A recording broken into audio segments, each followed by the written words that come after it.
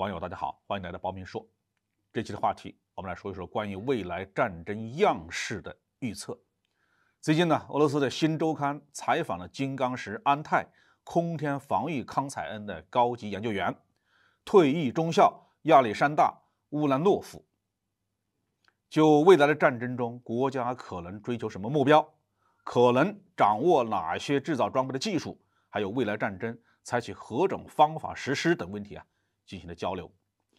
对这次采访呢，我梳理了几个有价值、值得引起重视的方面。一是21世纪可能诱发国家间武装冲突的因素。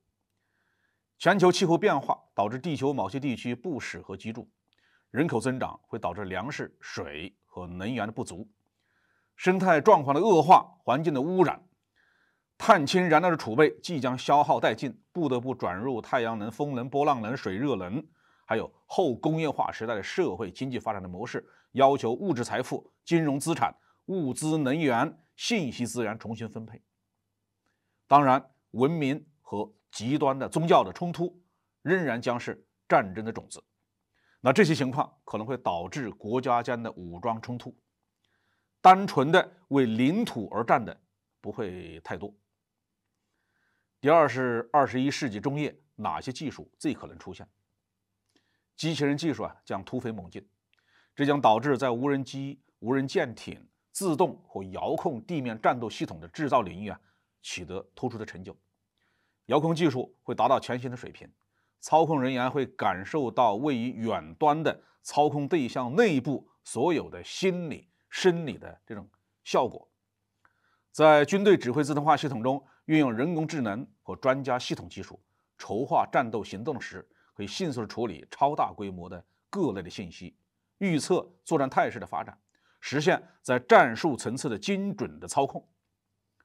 生物技术将使军人的机体更好地适应战斗行动。基于纳米技术的分子水平的机器人系统可用于制造智能尘埃，这是一种显微尺寸的无源侦察与监视设备。程序化的材料可以在程序码的控制下，在短时间内形成所需要的结构。终结者科幻片中的机器人是类似程序化材料的直观体现。这些技术相结合，可以研制出能够快速的自我恢复的武器装备。第三是人工智能技术在军事领域的应用。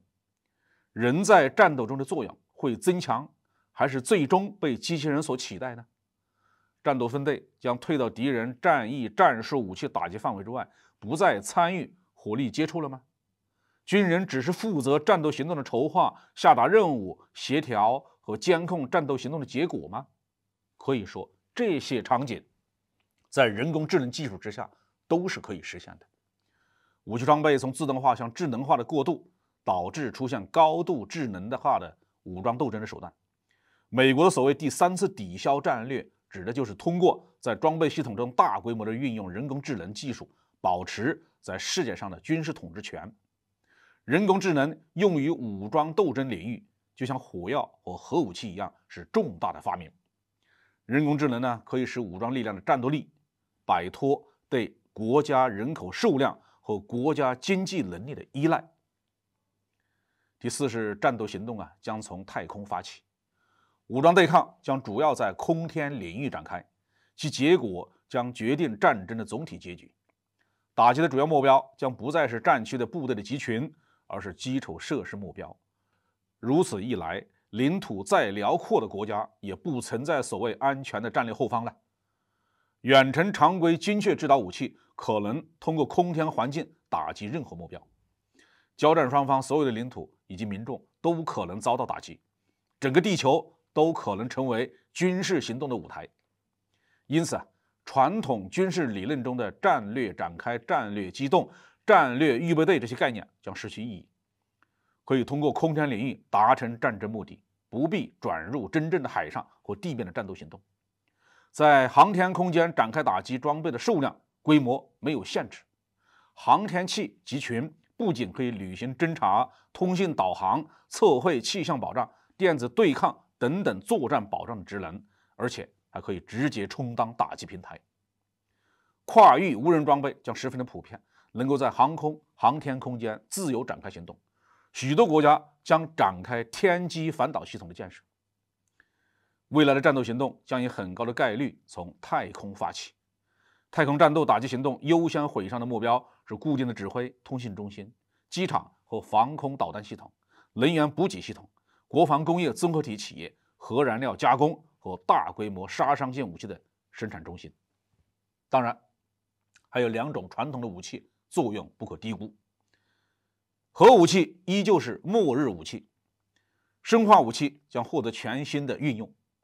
现代基因工程技术可以制造致命的微生物和病毒的毒株，对一定基因的群体施加选择性的影响，也就是说，它是针对一定的种族或者是民族。关于这一点呢，没有人有确凿的证据能否认2003年的非典病毒和2019年的新冠病毒的独特的针对性。好，这期话题我们就说到这里。